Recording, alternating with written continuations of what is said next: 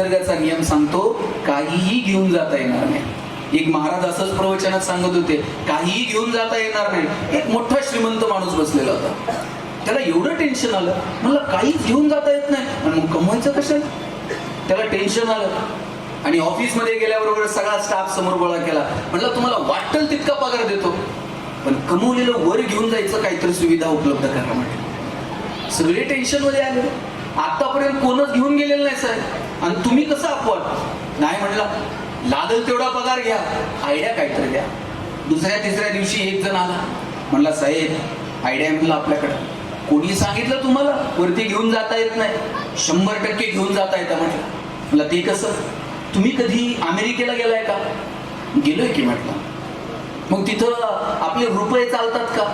हे म्हणला, आपले पैसे आपला रुपया तिथं कुठं चालतो का? म्हटलं मग काय करतात? काय नाही म्हटलं, एअरपोर्ट वरतीच करन्सी चेंज करतो, डॉलर घेऊन जातो आणि मग डॉलर चालतात. कधी जर्मनीला गेलाय का? तिथं अमेरिकेतला डॉलर चालतो का? अहो म्हणले साहेब तिथं डॉलर कुठे चालतो का? चेंज करतो, युरो घेऊन जातो. आणि तो युरो तिकडं दुबईला चालतोय का? नाही म्हणले, तिकडे वेगळं चलन आहे. म्हणला वरती घेऊन जाता येतात पैसे, पण तिथलं चलन वेगळं आहे. म्हणला जाताना ते पैसे म्हटला पुण्याईमध्ये ट्रान्सफर करायला लागतात. पुण्याईच्या चलनात जर पैसे ट्रान्सफर केले तर तेवढे वरती घेऊन जाता येतात. मग आता आपण हिशोब करायचा. आपण आयुष्यात जुनी माणसं हुशार होती, पाप पुण्याला माणसं घाबरत होती. नको हे मगाशी म्हटले, मैं ना खाऊंगा ना खाणे दूंगा. ही जुनी माणसं घाबरायची, नको हे पाप आहे, हे माझ्याकडनं व्हायला नको. काही चांगलं केलं तर हे पुण्य आहे असं पोरांना सांगितलं जात होतं. साहेब हल्ली लोक पुण्याचाही हिशोब ठेवत नाहीत आणि पापाला तर घाबरायलाच तयार. पाप हे पुण्याईसारखा शिष्टाचार होऊन बसलाय, त्याला अधिकृत मान्यता देऊन टाकली आहे आणि मग तिथे गडबड झाली. पण लक्षात घ्या, या सीसीटीव्ही मध्ये आपण येऊ की नाही मला माहित नाही, पण वरतून मात्र एक सीसीटीव्ही कंटिन्यू सुरू असतो, त्यातून काही निष्ठत नाही. आणि आता ते चित्रगुप्तानं वर गेल्यावर हिशोब ठेवलेला नाही, ते कुणाकुणाचं ऑडिट करत बसत. त्यानं सांगितलंय वर आल्यावर काहीच नाही, खालीच फिडून यायचं. खालून नीलचा दाखला घ्यायचा संस्थेचा NOC, त्याच्याशिवाय वरती एंट्री नाही. आयुष्यात कुणाच्या बापाला घाबरू नका. घाबरायचंय तर स्वतःच्या कर्माला घाबरा, कारण कर्म कधी ना कधी वसुलीला येतं. आणि एकदा का कर्म वसुलीला आलं तिथं कुणाचाच वशिला चालत नाही. आणि म्हणून कर्माला घाबरावं, रोज स्वतःचं आत्मपरीक्षण करावं. आजचा दिवस कसा गेला? आज आपण काय कमवलं? आज आपण कोणाला मदत करू शकलो का? आज आपण कोणाला दुखावलं तर नाही? आज आपण कोणाला फसवलं तर नाही? माहित नाही आपण किती दिवस इथं पाहुणे आहोत. जे क्षण येतील ते आनंदानं जगण्याचा विचार आपण केला पाहिजे. मुळात आनंद, सुख ह्या सगळ्या गोष्टी बाजारात विकत मिळत नाहीत. ज्ञानोबरायांनी सांगितलं, किंबहुना सोय जीव आत्मयाचेल आहे, तेथ जे होय तया नाम सुख. ज्ञानोबरायांनी सांगितलं, आत्म्याशी जे संबंधित आहे ना त्याला सुख म्हणावं. पण आपण ते साधनांमध्ये शोधायला लागलो. हे विकत घेतलं म्हणजे सुख मिळेल, ते विकत घेतलं म्हणजे सुख मिळेल.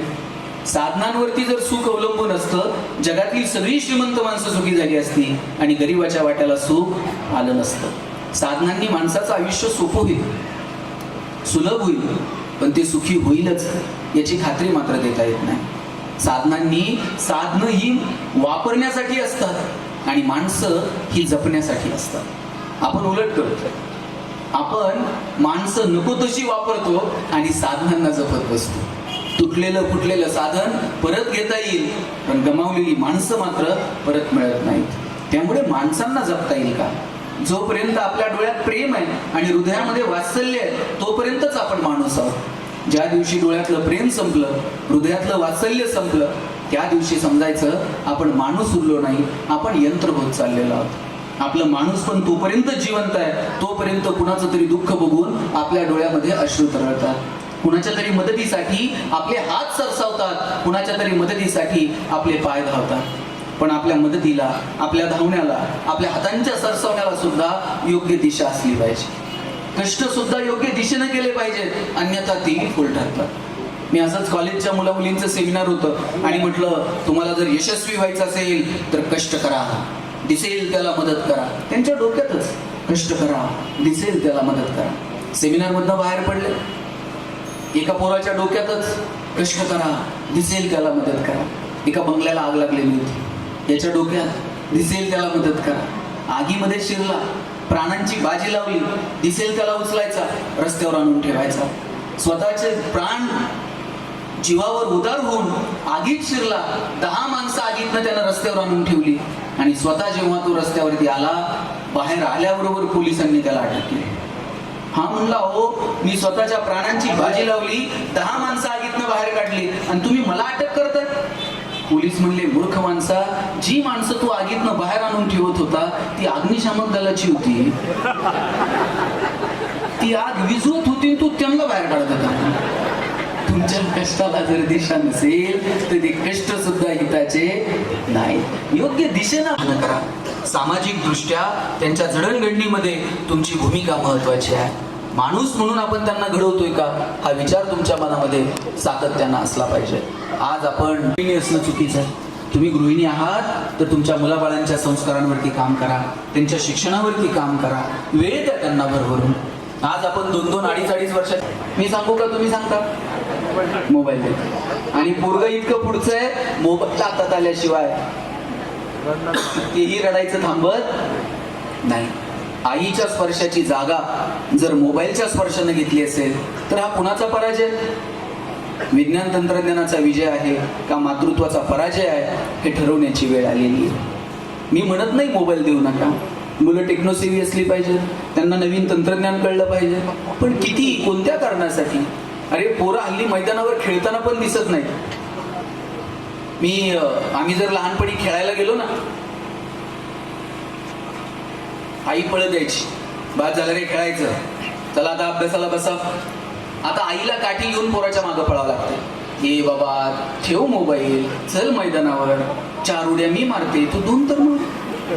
इथपर्यंत येऊन ठेव, इथपर्यंत येऊ देऊ नका. मुलाबाळांच्या शिक्षणाचा विचार करा, त्यांच्या संस्कारांचा विचार करा.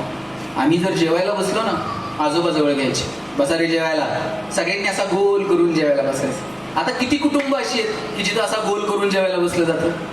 आता गोल उरला नाही. एक पिढी होती गोल करून जेवायला बसायची, त्यानंतर अर्ध गोल आला, पुढे टीव्ही सुरू असतो, एकमेकांना फक्त रिमोट फेकून मारायचं राहिलेलं असतं. आता अर्धगोलही संपत आलाय. आता प्रत्येक जण आपापल्या सोयीने येतो, मोबाईल बघता बघता जेवतो आणि आपापल्या सोयीनं निघून जातो. संवादही उरला नाही. आम्ही एकत्र जेवायला बसायचो, आजोबा सांगायचे चला ताटाच्या भोवती पाणी फिरवा. आम्ही म्हणायचो का फिरवायचं? ताटाच्या भोवती पाणी फिरवल्यावर ताटातले पदार्थ काय बदलतात का? बाजरीच्या भाकरीची काय पुरणपोळी होणार आहे का? आजोबा म्हणायचे पदार्थ बदलत नाही, पण पदार्थाचा प्रसाद होऊन जातो. बाजरीच्या भाकरीची पुरणपोळी होत नाही, पण एकदा का त्या पदार्थाचा प्रसाद झाला मग त्याचा सन्मान ठेवला जातो. ताटावर बसलं का ते म्हणायचे हात जोडा आणि आभार माना. म्हटलं कुणाचे आभार मानायचे? ते म्हणायचे ज्यानं पिकवलं त्या शेतकऱ्याचे आभार माना, जिनं शिजवलं त्या तुमच्या आईचे आभार माना, आणि ज्यानं भूक दिली त्या भगवंताचे आभार माना. कृतज्ञता आपोआप रुजली गेली. सकाळी उठलात ना, देवाचे आभार माना, आजचा दिवस बघायला मिळाला बरं का, थँक्यू, तुझे आभार घ्या. रात्री झोपताना पुन्हा त्याला थँक्यू म्हणा, आजचा दिवस छान गेला, उद्याचाही बघायला मिळाले. पण हल्ली आमचा दिवसही मोबाईलनं सुरू होतो आणि रात्रही मोबाईलनं होते. सकाळी उठल्याबरोबर चाचपडतच हातात मोबाईल येतो आणि लगेच लॉक ओपन करून काल टाकलेल्या फेसबुकवरच्या फोटोला किती लाईक्स आणि किती कमेंट्स. 2-4 जरी कमी असल्या तरी आम्हाला करमत नाही. आणि रात्री तर सोय नाही. डोळे ताणून ताणून जोपर्यंत डोळे आपोआप झाकत नाही तोपर्यंत मोबाईल बघायचा असतो. तरुण पोरं तर रात्री डीपी असा झूम करून बघतात. पण कमालीचे आम्ही ऍडिक्ट झालो. मोबाईल चांगलं साधन आहे, पण किती आणि कशासाठी हे मात्र ठरवलं पाहिजे. साधनं आपल्यासाठी आहेत, आपण साधनांसाठी नाही आहोत. आपला रुबाब असला पाहिजे साधनांवरती, पण साधनं जेव्हा माणसांवरती रुबाब गाजवतात आणि आपण त्याच्या कमालीचे आहार जातो त्यावेळेस मात्र आनंदापासून दूर जातो. मला मुळात तुम्हाला एक विचारायचं आहे, तुम्हाला आनंदी राहायचंय का हो? किती जणांना आनंदी राहायचं? वर हात करायचा, घ्या हात करा. सगळ्यांना आनंदी राहायचंय. मी दुसरा प्रश्न विचारतो, दाखवायचंय राहायचंय? मग ते फार सोपं आहे. माझा दावा आहे बहुतांशी लोकांना आनंदी राहायचं नसतं. त्याला तिथं बघण्यात इंटरेस्ट नाहीये. आपण कुठे आहोत हे जगाला कळलं पाहिजे यात इंटरेस्ट आहे. बरं, मोबाईल आहे, स्टेटस ठेवायची सुविधा आहे, अडचण काहीच नाही, ठेवलंच पाहिजे. पण खरं दुःख कधी माहितीये, ज्याच्यासाठी स्टेटस ठेवलं त्यानं जर बघितलं नाही ना, इतकं वाईट वाटतंय. असं वाटतंय ट्रिपचे सगळे पैसे वाया गेले. आमचा आनंदही आमचा राहिलेला नाही आणि आमचं दुःखही आमचं राहिलेलं नाही. खरं तर आनंदही आपला आहे आणि दुःखही आपलं आहे. पण आपला आनंद हा इतरांच्या क्रियेप्रतिक्रियेवरती अवलंबून आहे. लोक आमच्याविषयी काय बोलतात, त्यांच्या तुलनेमध्ये आम्ही कुठे आहोत, याच्यावरून आमचा आनंद ठरतो. नवऱ्यानं 2000 रुपयाची साडी आणली, आनंदच आहे. पण तो कुठपर्यंत, फक्त शेजारचीनं म्हणाय बाई आमच्यांनी काल 5,000ची आणली. आमचा आनंद आमचा राहत नाही. तुमचे 500 रुपये हरवले, किती वाईट वाटतं. गल्लीतल्या सगळ्या बायका संध्याकाळी गोळा, किती दुःख आहे. कोणाला सापडले असले तर सापडू, त्याला पचायचीच नाही, केवढं टेन्शन. पण हे टेन्शन फार वेळ नाही. त्यातल्या एखाद्या मैत्रिणीने फक्त म्हणलं पाहिजे, बाई तुझे तर 500 गेले, परवा माझ्या 1000 पडले ग. तिला इतकं बरं वाटतंय ना, जाऊ दे बरोबर आपले 500. आता तुम्ही गडबड करून टाकली, 300 रुपये भरणाऱ्यांना वर्षभर करणार नाही. त्यांना ते टिपवाय जाऊ दे, पण मला 300 भरावे लागले. आपला आनंदही आपला नाही आणि आपलं दुःखही आपलं नाही. आमच्याकडे एक जण आहे, 2-5 कोटी रुपये खर्च करून बंगला बांधलाय आणि असे गॅलरीत तिथं बसलेले असतात खाली, जाता येतात, थांबवतात, कौतुकानं बंगल्याचं सांगत असतात. बरं मला सांगा, त्या बिचाऱ्यानं कष्टानं बांधलाय, त्याला त्याचं कौतुक आहे. आपण थोडं कौतुक केलं आणखी तर काय बिघडलं का. ते सांगतात कर्टन कसे वाटले, टाईल्स कशा वाटल्या, पीओपी कसं झालंय, आपण छान म्हणायचं. त्यांनी कौतुक केलं का मी कौतुक करतो. पण काही माणसं असली खोडीची असतात, त्यांना कौतुक बिवतुक अजिबात कळत नाही. ते त्याचं तर काय ऐकणार नाही. जाता जाता त्याच्या डोक्यात काहीतरी भुंगा घालून देणार. त्याला म्हणणार ते बाकीचं सगळं ठीक आहे, मला किचनची दिशा जरा गडबड वाटते. याला 2 दिवस करमत नाही. किचन वाटा पाडू का उमरा तोडू का काय करू. आज सकाळी येताना काकांची भेट झाली. म्हणलं काका, रोज तुम्ही बंगल्याचं काहीतरी सांगता, आज 10 मिनिट झाले तुम्ही बंगल्याचं काहीच बोलायला तयार नाही. ते म्हणले सांगायचंय काय. म्हटलं आता काय राहिलंय या बंगल्यात. म्हणलं झालं का. अरे काय उरलं नाही रे. म्हणलं हो काल बांधला असा दिसतो, त्या 2-5 वस्तू तर मला नव्या दिसतात आणि तुम्ही म्हणताय बंगल्यात काही राहील. अरे म्हणले बंगल्यात काही उरलं नाही. म्हटलं झालं काय. म्हटले आपल्या शेजारच्या याच्यापेक्षा मोठा बांधला रे. आता याच्यात राहिलंय काय. आपण तुलनेमध्ये जगतो, इतरांच्या तुलनेमध्ये कुठे आहोत याच्यावरून आपलं सुख, याच्यावरून आपला आनंद ठरतो. आणि म्हणून आपलं एक जगणं असतं. थोडंसं अंतर्मुख होऊन आपण आपल्या जगण्याकडे पाहिलं पाहिजे. आपल्या आनंदाच्या, आपल्या दुःखाच्या, आपल्या काय जागा आहेत त्या आपल्याला समजल्या पाहिजे. ही महिलांची पतसंस्था आहे आणि सगळ्या महिला सभासद आहेत आणि इथं मोठ्या संख्येनं पुरुषही उपस्थित आहेत. माझी सगळ्या पुरुषांना विनंती आहे, त्यांना जर त्यांचं जगणं जर तुम्हाला सुंदर करायचं असेल ना, कधीतरी त्यांचं कौतुक करायला शिका. आणि काय लागतं कौतुकाला. आई असेल, बहीण असेल, मुलगी असेल, पत्नी असेल, त्यांना फक्त म्हणा आई तू जन्म दिला म्हणून जग बघायला मिळालं. कधीतरी बहिणीला म्हणा तुझ्यामुळे घराचं गोकुळ झालं. कधीतरी मुलीला म्हणा तू जन्माला आली आणि माझ्या जगण्याला शिस्त मिळाली. कधीतरी बायकोला म्हणून बघा बाई तुझ्यामुळे संसार झाला. काय लागतो. 2-4 जण भांडायला आले माझ्याकडे, मला म्हणले ते बाकीचं सगळं ठीक आहे, बायकोचं कौतुक आयुष्यात करणार नाही. म्हणलं तुमचं काय पटत नाही का. पटायचं सोडा म्हणला, तिला कानानं ऐकायला येत नाही, कौतुक करून उपयोग आहे का. म्हणलं मग दवाखान्यात जा, मशीन दवाखान्यात गेला. डॉक्टरला म्हणला बायकोला ऐकायला येत नाही. डॉक्टर म्हणले बायको पुढे. म्हणला घरी. म्हणले मग आता इथून काय उपचार करायची. ते म्हणले आता पुढ्याच्या दाढी लागतात, एक काम कर घरी जा आणि किती अंतरापर्यंत मोजता येत नाही, ऐकू येत नाही ना, तेवढं जरा मोजून. म्हणलं ठीक आहे. बायको किचन मध्ये होती. यानं दारातून आवाज दिला, भाजी काय केली. तिकडून काहीच प्रतिक्रिया नाही. याला कळलं दारातून ऐकायला येत नाही. हॉलमध्ये जाऊन आवाज दिला तरी प्रतिक्रिया नाही. किचनच्या दारात जाऊन ओरडला, भाजी काय केली, काहीच प्रतिक्रिया नाही. याला कळलं प्रकरण गंभीर आहे, हिला किचनच्या दारातून पण ऐकायला. शेवटी बायकोच्या मागं जाऊन उभा राहिला आणि जोरात कानात ओरडला, अगं भाजी काय केली. बायकोनं हातातली कढई अशी दंदिशी आदळली, म्हणजे 4 वेळा सांगितलं ना बटाट्याची केली म्हणून. तुम्हाला जरा लेट कळलं, मला ऐकायला येत नव्हतं. तिनं कसा संसार केला असेल बघा. धूल चेहरे पर थी और हम आईना साफ करते. धूळ जर चेहऱ्यावर असेल, आरसा पुसून उपयोग आहे का? कधीतरी स्वतःच्या अंतर्मनात डोकावून बघा. आणि मला महिलांचं विशेष कौतुक का वाटतं माहितीये का? त्या बिचाऱ्या त्यांचं घरदार, आई वडिलांचं नाव घेऊन सगळं सोडून आपल्या घरात येतात, आपल्या घराशी जुळून घेतात, तिथल्या आवडीनिवडीशी जुळून घेतात, तिथल्या माणसांना आपलंसं करतात. मग त्यांचं थोडं कौतुक केलं तर बिघडलं कुठे? संध्याकाळी दमून बघून ती जेव्हा आपल्याकडे पाहते तेव्हा तिला फक्त म्हणा, किती करतेस तू संसारासाठी? आज दमलीस का? कधी भाजी जर चांगली झाली तर तिला म्हणून बघा, आज भाजी छान झाली. त्यांना या फक्त कौतुकाच्या 2 शब्दांची अपेक्षा असते. पण आपल्याला कौतुक करायला मात्र शब्द सापडत नाही. आणि कौतुक कुठपर्यंत? जोपर्यंत माणसं तुमच्या आयुष्यात आहेत तोपर्यंत. नंतर तुम्ही त्यांचं कितीही कौतुक केलं, त्यांच्या कानापर्यंत पोहोचणार आहे का? नाही. पु ल देशपांडे लिहितात, मी अंतुबर्वांच्या पायाला हात लावला, त्यांनी पाठीवर थाप मारली, यशस्वी व्हा म्हणून मला आशीर्वाद दिला.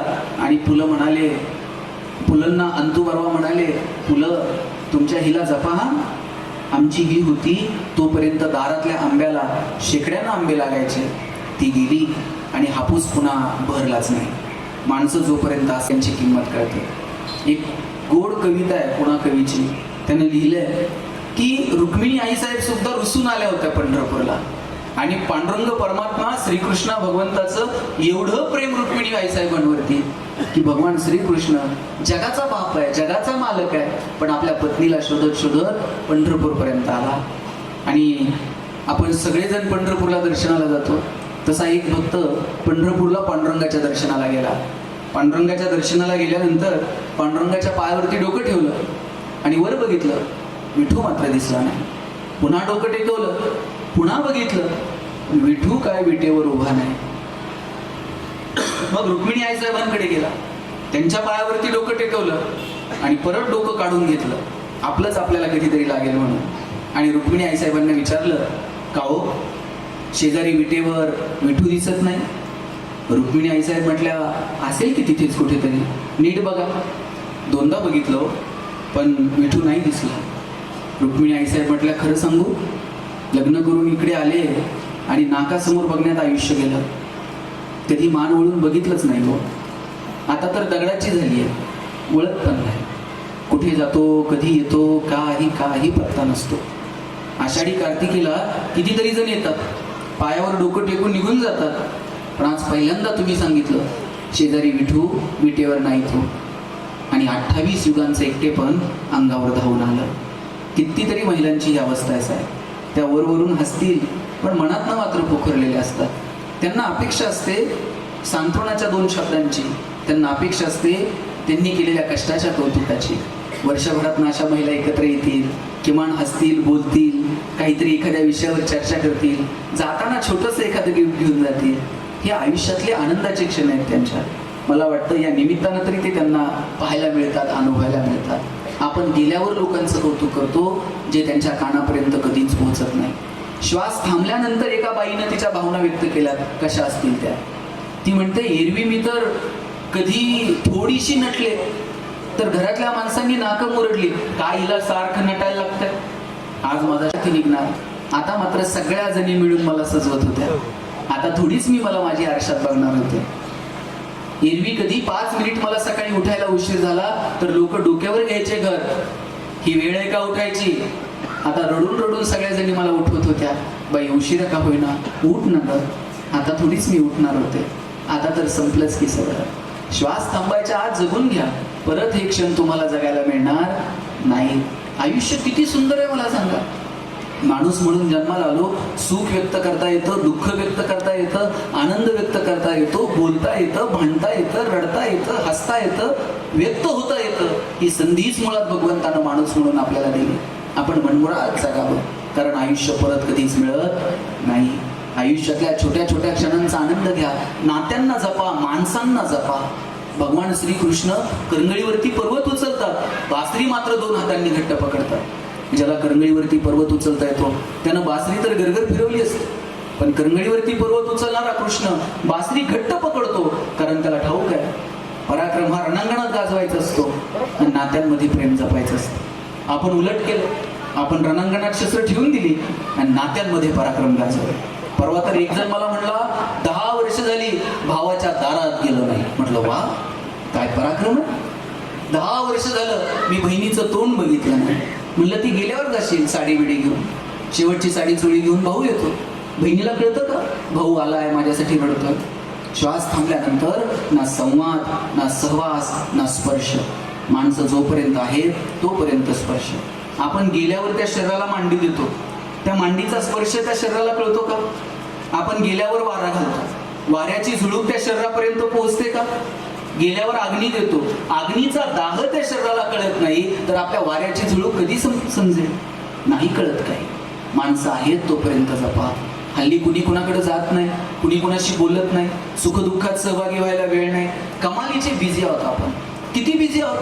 परवा तर एक जण मला म्हटला मी इतका बिझी आहे मला श्वास घ्यायला वेळ नाही. म्हणलं सोडून दे, श्वास घ्यायला वेळ काय जपतो आपण.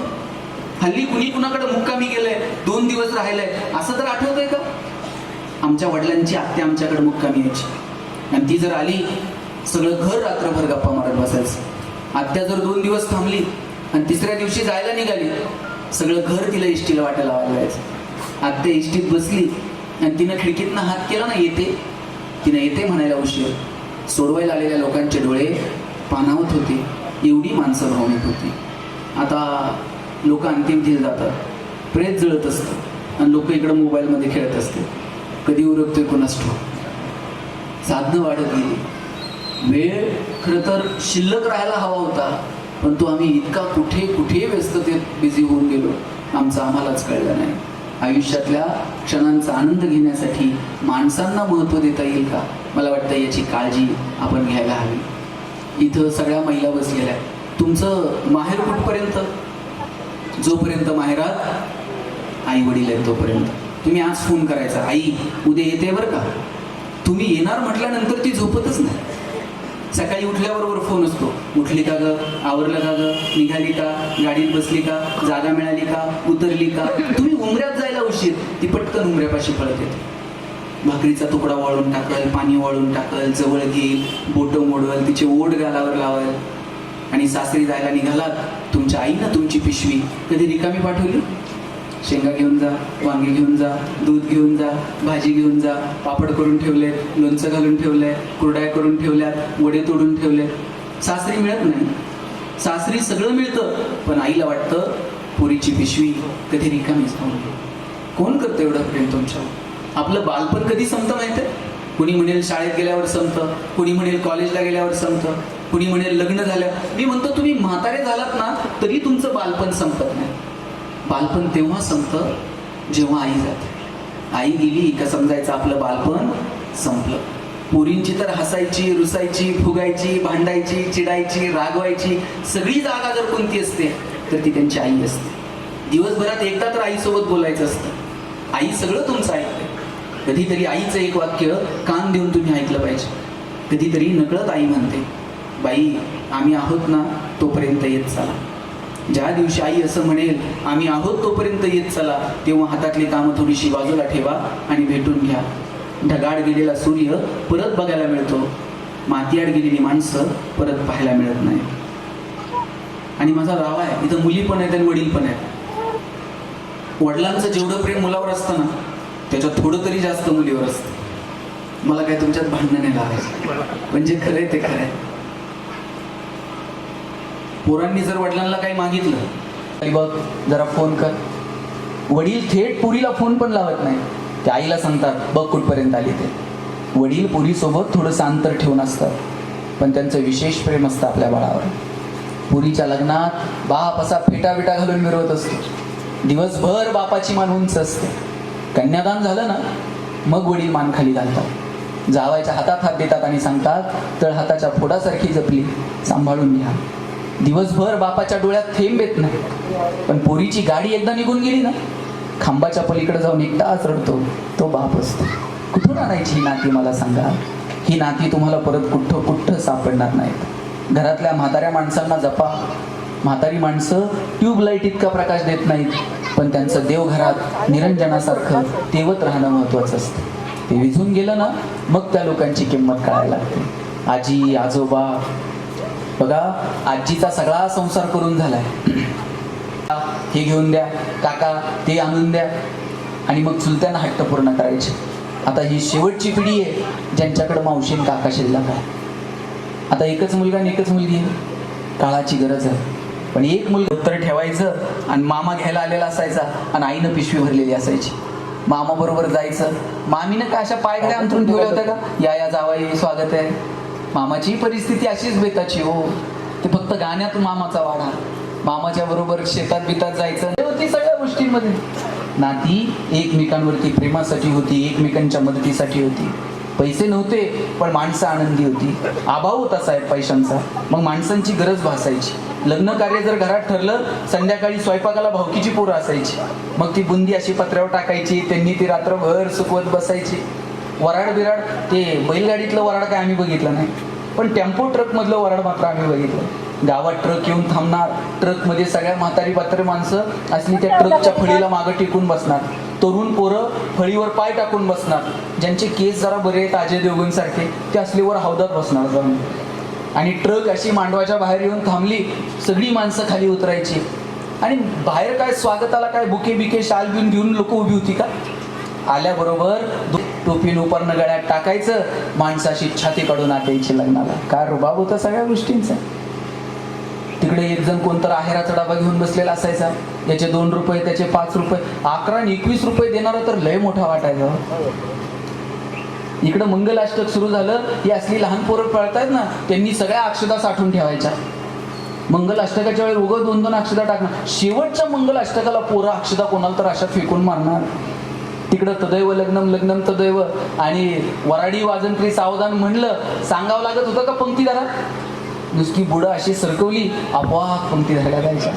पळसाच्या पानाच्या पंतरवळ्या असायच्या, पंतरवळ्या जर वाटून जायचा. पंतरवळ्या निम्म्या फाटक्या असायच्या सर. वाडखा जर ओळखीचा असला तर एकाला एक पंतरवळी लावून द्यायचा, ओळखीचा नसला तर हायत्यात घेरे. कोणतरी येऊन मध्ये नेमकं मिठाचा टिपका टाकून जायचा. अरे मीठ लागतंय किती, पण ते मीठ असं मधी वाढून जायचा. ते साईडला करूस्तोवर कोणतर पुरीवाला यायचा, भाजीचा द्रोण घेऊन भाजीची वाट बघत बसायची. लहान लहान पोरं, बुंदीवाला पुढच्या रांगेत असला त्याला इकडूनच आवाज द्यायचा. तो बुंदी वाढून दुसऱ्या माणसापर्यंत जाई न जाई तोपर्यंत इकडच्या ताटातली बुंदी संपलेली असायची. यानं बुचकुली उचलायची, मान वर करायची, डोक्यातली टोपी खाली पडायची आणि खाली कोणीतरी भाताच्या आळ्यात वरण ओतून निघून जायचं. पैसे नव्हते, मजा होती, आनंद होता. माणसं एकमेकांना मदत करत होती. नवरी वाटे लावायला निघाली, ती नवरी तर रडायची, स्वाभाविक आहे, पण नवरीच्या मैत्रिणी का रडायच्या मला अजून समजलेलं आहे. आता पोरगी झाल्यानंतर आपल्याला कळतं मुलगी का रडत असेल ते. तिनं सगळ्या थोरा मोठ्यांच्या पाया पडायचं. गावातल्या त्या म्हाताऱ्या कोताऱ्या बायका पिशवीत हात घालायच्या, 5-10 रुपये त्या पोरीच्या पोराच्या हातात द्यायच्या. म्हाताऱ्या माणसांनी कोपरीत हात घालायचा आणि 5-10 हजार रुपये टेकवायचे. त्या 5-10 रुपये त्या पोरीच्या हातात द्यायचे. त्या नोटा अशा चुरगळलेल्या. घरी गेल्यानंतर इकडे जेवणाच्या पंक्ती उठल्या, बाहेर अशी टिपाडं ठेवलेली असायची. आणि तुम्हाला आठवतंय नव्हतं हो, त्या प्लॅस्टिकच्या ग्लास मधून पाणी प्यायचं आणि त्या ग्लासाचं एवढं अप्रूप पाणी तर प्यायचंच. 1-2 ग्लास घरी घेऊन जायचे. ते घरी घेऊन गेलेला ग्लास रिटायरमेंटचा पगार होता. आता रिटायरमेंटचा पगार जर 14-15 हजार आहे, नोकऱ्या सुरू झाल्या असतील 100-200-500 रुपयांनी. बरं, ही यांची पिढी अशी. कधी म्हणली चला जरा धुळ्याला जाऊन येऊ, गाडी नव्हती आपल्याकडं. मित्राची गाडी घ्यायची, त्याच्यात निम्म रॉकेल, त्यात निम्म पेट्रोल. निम्म्या रस्त्यात गेल्यावर गाडीतलं पेट्रोल संपणार. मग गाडी नाही, पुढे वेगळे सायंटिस्ट होते, ते टाकीत फुकणार. बरं, यानं टाकीला तोंड लावल्यावर तर बायको असं बघायची, कोणत्या मुहूर्तावर याची माझी गाठ पडली पण असतं.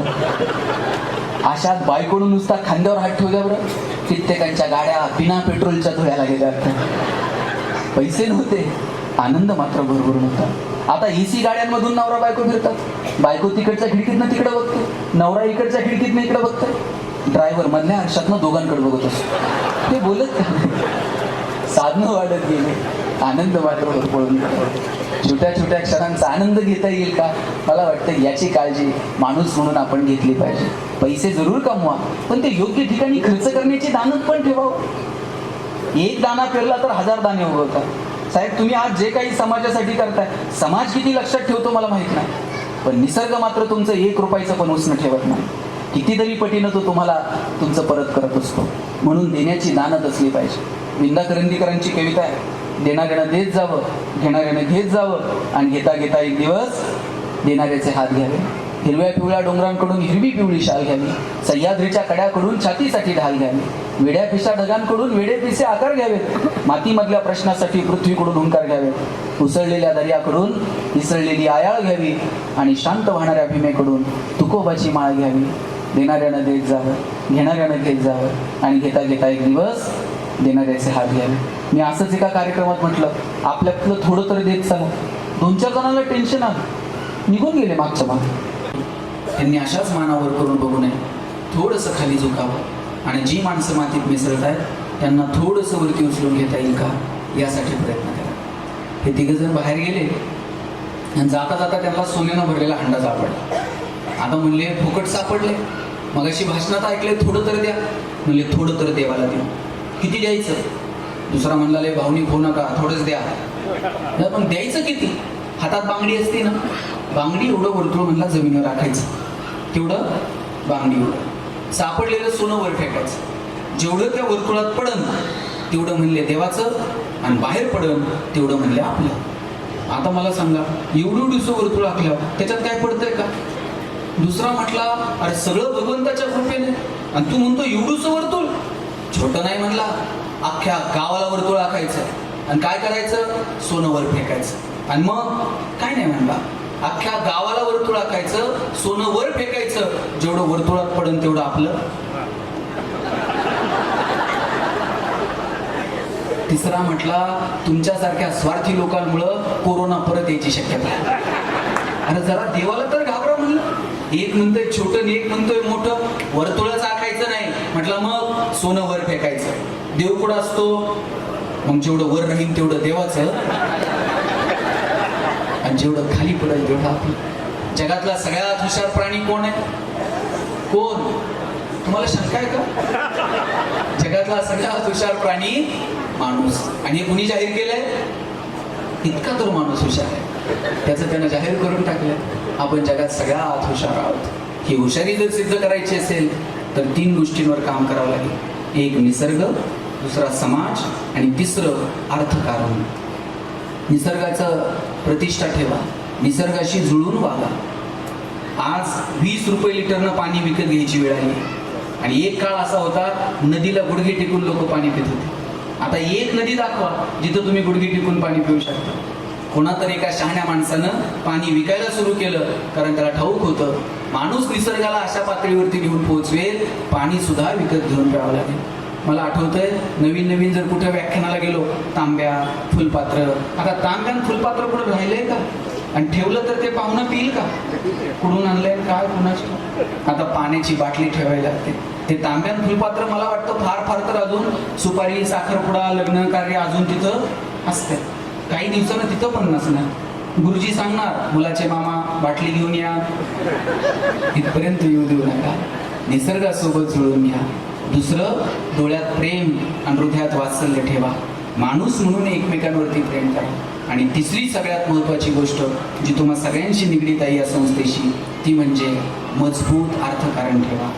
2 रुपये कमवा, 2 रुपये वाचवा, 2 रुपये योग्य ठिकाणी खर्च करा. आपल्याला किती पैसे कमवायचे, किती इन्व्हेस्ट करायचे, किती मात्र आपल्याला तारतम्य असलं पाहिजे. आणि म्हणून अशा एखाद्या आर्थिक संस्थेचे तुम्ही सभासद म्हणून तुमचं अर्थकारण सुद्धा मजबूत असलं पाहिजे, यासाठी प्रयत्न करा. तुम्ही सभासद झाला, काही महिलांचे वर्ष व्यवहार पण होत नाहीत, तुम्ही ते व्यवहार केले पाहिजे. त्यासाठी 5-10 महिलांनी एकत्र येऊन एखादी काहीतरी उद्योग व्यवसाय सुरू केला पाहिजे. छोट्या व्यवसायांनी सुरुवात करा. तुम्ही लिज्जत पापड नाव ऐकलं? महिलांनी सुरू केलेली एक कॉपरेटिव्ह संस्था होती. पापड काय, पापड खाऊन पोट भरतं का? पापड खाऊन पोट भरत नाही, तोंडाला लावायपुरता पापड असतो. पण 700-800 कोटी रुपयांची आज उलाढाल आहे. तुम्ही सायकल अगरबत्ती नाव ऐकलं?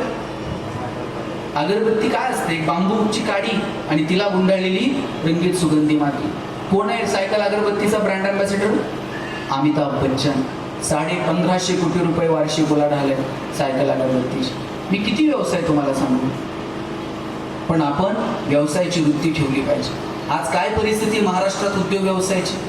टायरवाले केरळचे, किराणा व्यवसायात पटेल, हार्डवेअरची दुकानं बोरींची, बांधकाम व्यवसायात युपीचे लोक, गवंडी सगळे बिहारचे, सुतारकामात राजस्थानी, हॉटेल सगळी दक्षिणात्यांकडं, चायनीजच्या गाड्या पूर्वांचलचे तरुण चालवतात. बरं चला, संविधानानं अधिकार दिलाय, कोण कुठं जाईल, कष्ट करेल, पोट भरत. आम्ही कुठे आहोत? आम्ही मात्र नोकऱ्यांच्या रांगांमध्ये उभे आहोत. आम्ही उद्योग व्यवसायाकडे येणाऱ्या पिढ्यांना प्रोत्साहित केलं पाहिजे, सांगितलं पाहिजे तुम्ही उद्योगात या, व्यवसायात या, व्यापारात या. मी आता दुबईला गेलो होतो व्याख्यानाला मार्चमध्ये. मला 700-800 महाराष्ट्रातली माणसं भेटली की जी तिथं संभाजी महाराजांची जयंती साजरी केली, छत्रपतींची, आणि तिथे मी व्याख्यानाला गेलो होतो. मला 2-5 पोरं सांगली आटपाडीची भेटली. म्हटलं काय करता रे इथं? 4-4 कोटी रुपयाच्या गाड्या घेऊन आलती कार्यक्रमाला. ते म्हटले आम्ही इथं नोकरी शोधत आलतो, आता आमचा इथे व्यवसाय. म्हटलं काय व्यवसाय करता? म्हणलं आमची इथं आता सोन्याची दुकान आहेत. हेवा वाटला की महाराष्ट्रातल्या सांगली आटपाडीतली पोरं दुबईत जाऊन सोन्याचा व्यवसाय करतात. तुमच्या माझ्या उद्योगाला, व्यवसायाला कशाच्या भिंती उरलेल्या नाहीत. आपण मजबूत व्यवसाय केला पाहिजे, मजबूत अर्थकारण ठेवलं पाहिजे. बुर्ज खलिफा म्हणून एक इमारत आहे, शेकडो मजले वर घेऊन जातात आणि वरून खाली घेऊन